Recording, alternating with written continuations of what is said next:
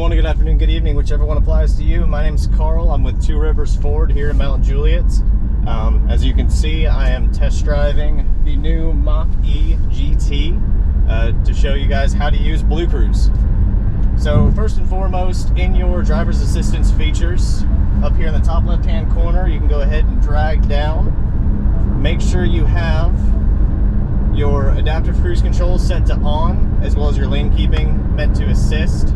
And then all you need to do is activate right here your cruise control and make sure your lane keeping is on. If you're on a applicable BlueCruise road, whenever you have your cruise control on, with both of those parameters, you'll see this bright blue screen light up, indicating that BlueCruise is on. And whenever that's the case, you can go ahead and just hands off the wheel. Now, you're going to need to keep your eyes on the road and your head pointed towards it, but it's taking care of everything for me. It's a really strange experience. We have this box truck in front of us right here, and it's slowing down. It's keeping me in the middle of the lane.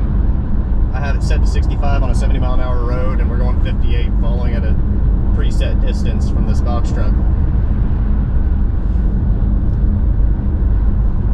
All I gotta do is sit back and relax, let it go. Hopefully that was helpful for you. I know a little bit is you're very curious about it. One more thing you're going to need to do that I didn't realize is you're going to have to activate your Ford Pass modem on the vehicle. So make sure you go ahead and get your Ford Pass app set up, get your account all squared away, enter your VIN number, and activate your vehicle, and you are set. Enjoy.